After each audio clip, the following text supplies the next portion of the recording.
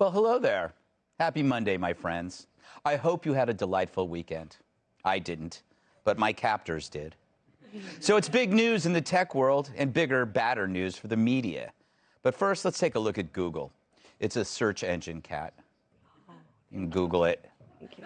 It's now launched an inclusive language function for their Google Docs designed to avoid words that might offend users. For example, if you were to type in the word landlord, a warning might pop up saying it may not be inclusive to all readers, and then give them suggestions for replacements like property owner or proprietor or Mr. Furley. I'm still trying to figure out how that word offends anyone. Landlord goes back to feudal systems of the medieval period, and all those people are dead. Well, not all of them. If you happen to use the word mankind, Google might ask you to replace that with humankind, which sucks.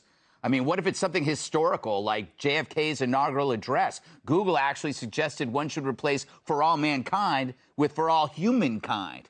Man, JFK, John Jr., Robert, Joe Sr., Joe Jr., Ted, Kathleen, Ethel, David, Michael must be turning over in their many graves right now. I wonder if they plan to censor JFK's "ask what you can do for your country" line, because that might offend people who prefer not to pay their student loans. So apparently you'll now need to bleach history to make it fit with the hypersensitive present, which means man or wife has to go, which is kind of ironic since we're living in a time where some men are transitioning to be wives and where some wives are now transitioning to be men, and all I want to be is a woodland creature with the power to knit doilies. A nymph. Housewife is now stay-at-home spouse. Policeman is now police officers, and so on. Of course, many computer systems have tools to correct grammar and spelling, although you sure wouldn't know that after reading Jesse's book. And what starts on spreadsheets could probably find its way to your streets. Help! My purse! Someone stop this guy! Whoa, guy? We don't need to bring gendered language into this. Who cares? I'm being manhandled! Where's the policeman? Again with all the man talk. It's like you're not even listening to me. This was a gift from my landlord. Okay. First of all, it's called proprietor or property owner. And I don't even want your bag anymore, quite frankly. And it's weird that your landlord gives you stuff. You said landlord? Oh, yeah. She looks good with that hair. But it seems like every day Big Brother is closing in, and it isn't coming from above, but from all sides. From creepy journalists like Taylor Lorenz, the bug-eyed cancel cop chasing down Twitter users, to even former President Obama, who's launching a disinformation initiative claiming there's no right to freedom of speech on social media. Apparently, he still thinks Twitter is no different than other media since it's both private. True, I have no obligation to have you on my show. That's obvious. But keep you off Twitter? That removes you from the modern town square. The only reason to cheer that is to limit the flow of information, to exclude one narrative in favor of another, which is what the media does best.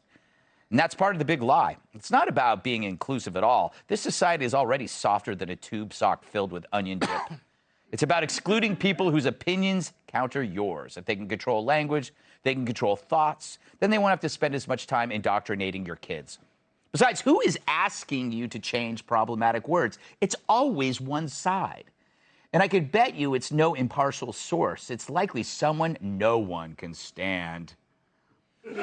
And can you imagine how insufferable a person would have to be to get offended by these words? I'd rather marry Amber Heard. We criticize China for their social credit system, but we're getting there too. How long before your bank rejects a loan because you were spotted at a Trump rally? So yeah, Big Brother is us. I don't think Orwell saw that coming. Or maybe he did. I never finished the book. I didn't even read it. Got the Cliff Notes. But it's weird how all of this wokeness only bubbles up from the same places, academia, then tech, then media. They invent it, spread it, and use it to destroy freedom. And they all agree, because it's not just words, it's power. To control the spigot so stories like Hunter's laptop disappears. No wonder they flipped out over Elon Musk and his giant bag of money. He realized the only way to stop this looming big sister, is to suffocate her with cash. By the way, I almost died that way when I was stripping. His goal to protect not his speech or your speech, but all speech. And we should always be wary of people frightened by that. It means their ideas are bad and they'd rather shield them and label competing thoughts disinformation. Isn't that right, Mr. Obama? So good for Musk. If he buys Twitter, he's just wrestled away the drug that fuels most of our media. And he may, in fact, save the town square, and not just for humankind, but mankind, too. Let's welcome tonight's guest. If you think he looks sharp now, wait till you see him on his electric scooter. Radio and podcast host Buck Sexton. His motto is Viv and let Viv. Entrepreneur and author of the book Woking, Vivek Ramaswamy. She's like the milk in the back of your fridge.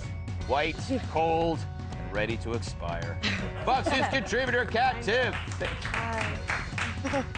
And he's required to make a beeping noise when backing up. My massive sidekick and the NWA World Television Champion, Tyrus. All right, Buck, if that's your real name, and unfortunately it is.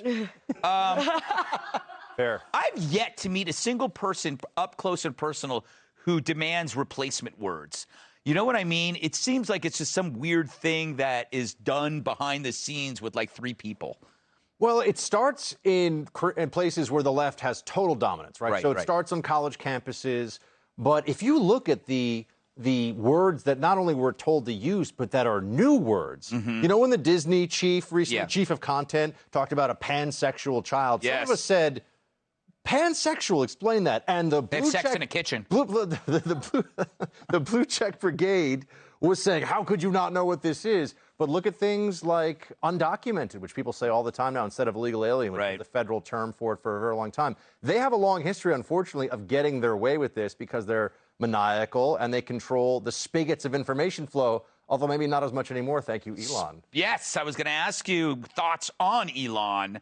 Big news, huge. So my favorite thing about this, well, it's enormous for what this could do for the future. That part of it's very exciting. And I know streaming is in trouble, so I would offer up that there could be a streaming service where we get to just watch all the Twitter employees in like constant meltdown right now because they're tweeting about how, you know, they're crying and they're so upset about this, that the richest man in the world who is single-handedly built 2 amazing companies is going to be running their company.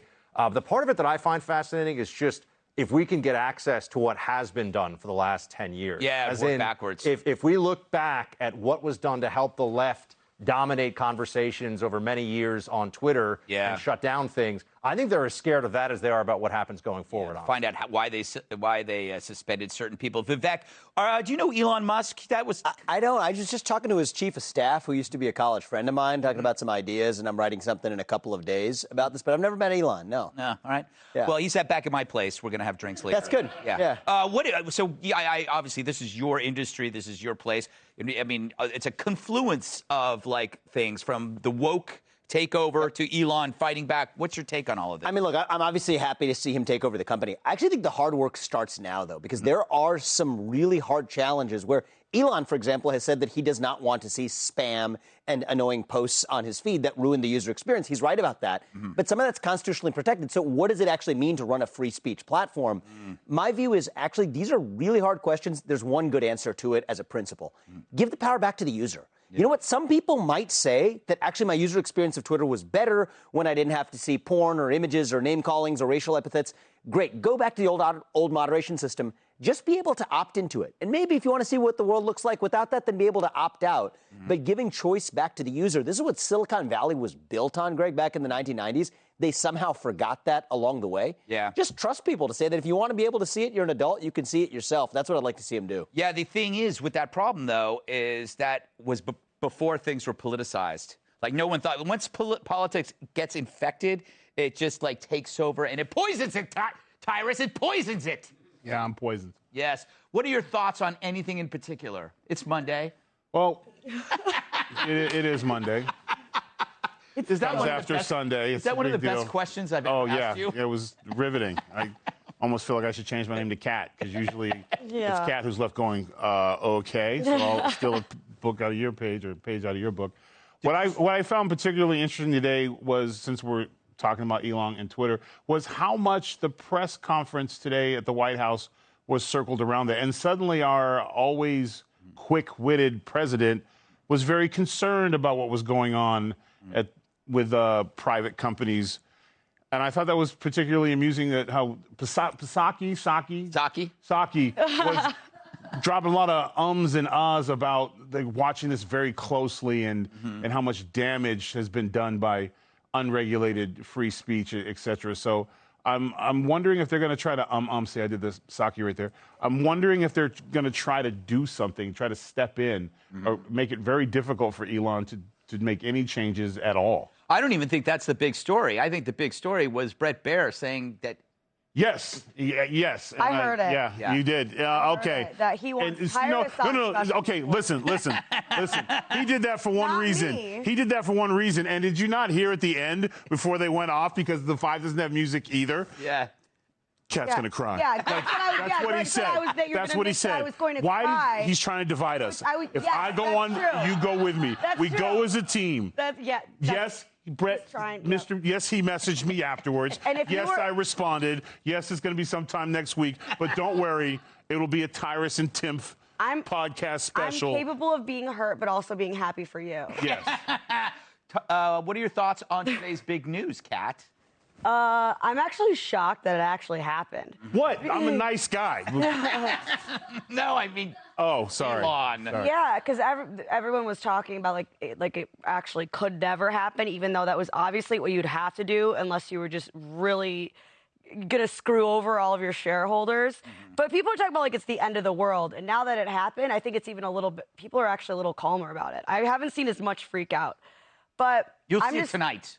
Tonight, maybe. I'm excited to see like the open algorithm idea. I think is really important because they gaslight you all the time, saying that that's not something that exists and that they don't sort of twist things for certain narratives. But obviously they do, or they wouldn't be freaking out so bad. Yeah, that's true. But let's be real. If Twitter died tomorrow, would it be the end of the world? No, it wouldn't. It wouldn't. We'd all still wake up. Yeah. The backup plan could just be shut it down. Yeah. I would say also That would be hilarious. I would fire all of those employees who weren't doing a bunch of work, pay the other ones to leave who disagree with him, then he's got about like 10 people left. Build a new company. That's all I say. There's also, we can get an edit button finally, which people want. Some of us want the bots to be cleaned up because if I'm being followed by an Eastern European supermodel, I'd like to know if she's real. I know. Was I surprised when he showed up? Never real. Yeah, she's never real. Never. So far, Tyrus, but that could not even Tinkerbell and Wishing Upon a Star is going to make that one better. Well, on that note, up next, is Kamala's relationship terse with Biden's wife/nurse?